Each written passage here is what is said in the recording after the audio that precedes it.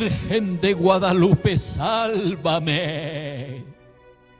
Alcanzó a gritar en el estrecho espacio relleno de aire que lo separaba del piso el bachiller Ignacio Frías. Nada más que eso, pues los brazos apenas pudieron moverse en un vano intento por ayudarlo a volar, y las piernas jamás acertaron a convertirse en punta de flecha de su enjuto cuerpo, camino hacia las piedras que recibieron su cabeza en seco. En lo alto, a más de 9 varas de distancia, su compañero José Pornes, bachiller como él, había ahogado apenas su grito y su semblante era más blanco que la cal misma. Mirando desde arriba el cuerpo inerte, entre las rocas bruscas y hasta puntiagudas de su compañero, Pornes no acertó los primeros segundos a moverse y por su mente pasaron los momentos previos a esa sensación de terror que ahora le invadía por completo. Apenas un minuto atrás, la conversación con un vivo y radiante Frías había pasado de las experiencias personales en el difícil camino al sacerdocio hasta alguna chusca anécdota sobre un común clérigo profesor. Una hora atrás, habían subido los dos las escaleras de aquella venerable construcción que albergaba la Congregación de Clérigos Seculares de Santa María de Guadalupe, consumiendo las gastadas huellas de cantera de 2 en 2 para aprovechar los últimos minutos de luz de aquel día de finales de agosto y redescubrir las importantes joyas de su sala capitular. Habían llegado hasta el final del pasillo y tras cruzar el umbral de aquella histórica estancia, lugar de reunión diaria de los frailes, se habían quedado sin voz al admirar los 28 óleos que colgaban uno tras otro de las altas paredes. Los fueron revisando, apenas algún breve comentario de por medio, como si reinventaran la historia de aquel lugar al mirar a los ojos a quienes lo hicieron posible. Un buen rato estuvieron frente al semblante del bachiller presbítero don Juan Caballero Giosio, quien, siguiendo la intención de su padre Juan y de su hermano Nicolás, había alcanzado el logro de la construcción de ese emblemático templo dedicado a la patrona de México. Hicieron lo propio ante la pintura que eternizaba en la sala a Fray Martín de Lepe, uno de los constituyentes de aquella congregación de clérigos, y de las de Manuel Rubio Salinas y Payo Afán de Rivera, capellán de honor del rey y arzobispo de México uno y presidente de la Real Audiencia el otro. También se entretuvieron un tiempo ante el semblante al óleo de Fausto Merino, otro de los varios benefactores de aquella impresionante empresa religiosa. Por último, dirigieron sus miradas a la imagen de Santa María de Guadalupe, instalada en un nicho de fina madera labrada, y a ella, cada quien por su lado, dedicaron una oración. Ya pardeaba francamente la tarde cuando decidieron asomarse al balcón que miraba al oriente. Ahí, recargado en el barandal de madera tallada que lo adornaba y de espaldas al vacío, Ignacio Frías se tocó con el sombrero de palma que había sostenido en su mano durante todo el recorrido, mientras José Pornes contaba con entusiasmo la experiencia recién vivida al interior de la sala. Apenas unos minutos duró aquella conversación, suficiente para que agotara un par de capítulos y se adentrara en las anécdotas de tiempos idos pero aún presentes.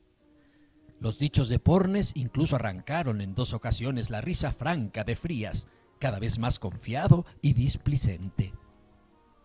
El callejón de Guadalupe abajo, cegado en sus extremos, permanecía tranquilo, pero a la distancia, rumbo al sur, se adivinaban algunos vecinos conversando como los bachilleres, al amparo del poco fresco que al fin se dejaba sentir a la muerte de un día caluroso. De pronto se escuchó el recio crujir de la madera. El barandal, aparentemente en buenas condiciones pero añejo y descuidado, había dado de sí ante el peso de Frías, y sus trozos caían ya hacia la calle desprovista de empedrado a modo y caracterizada por los abruptos pliegues de las rocas que en la zona abundan. Frías intentó detenerse, pero lo poco que del barandal quedaba se fue con su mano hacia el vacío, mientras Pornes, arriesgando un tímido medio paso, apenas alcanzaba el inútil intento de tender un brazo salvador hacia su amigo. Fue entonces cuando el bachiller gritó con fuerza, con el tiempo justo para completar la frase: «Virgen de Guadalupe, sálvame». Inmediatamente su cuerpo se estrelló contra las rocas del piso, provocando un sonido seco y contundente. Mientras su amigo miraba la escena sin atinar a moverse, los vecinos que en la calle charlaban corrieron hasta el cuerpo, y uno de ellos pronto se desprendió del grupo en busca de ayuda. Mirando la altura del balcón siniestrado y sobre todo la inerte humanidad de Frías, las suposiciones de su muerte eran más que lógicas e irrebatibles. Cuando los primeros dos sacerdotes, llegados desde la vecina parroquia de Santiago, arribaron a la par del imperturbable cuerpo, José Pornes se preguntaba en sus adentros los porqués de lo acontecido. Pero cuando por la esquina doblaron 3 guardias preámbulo de la inminente llegada del alcalde, sus pensamientos no podían dejar de encontrar la explicación coherente que lo librara de tener un lío más que gordo con la justicia. Breves minutos más tarde, el alcalde decidió dar paso a lo inevitable y levantar el cadáver del infortunado accidentado. Para ese momento, el callejón era ya un hervidero de curiosos, llegados sin saber cómo de las calles cercanas y aún lejanas, y el rostro de Pornes, petrificado en el recuadro de la ventana, era más transparente que la propia agua pura. Pero entonces, presto ya uno de los sacerdotes a encabezar las primeras oraciones por el alma del difunto, Ignacio Frías musitó un leve quejido. Se sentó sobre las piedras del piso, miró con estupor a su alrededor y extendió los brazos para ser ayudado a incorporarse. Los más cercanos lo revisaron, como él mismo lo hizo también. No había en su cuerpo un solo rasguño, ni alguna contusión digna de mención. Apenas las manchas del polvo que sobre la ropa se mantenían como únicos testigos de la experiencia. Pornes miró al cielo agradecido, y Frías recogió su sombrero de palma del accidentado terreno, recordando la súplica que había realizado la Virgen mientras caía de aquellas alturas del balcón ahora sin barandal. Expresó su necesidad de ir a dar gracias por la bendición recibida y emprendió la marcha, acompañado de sacerdotes, autoridades y pueblo, rumbo al norte.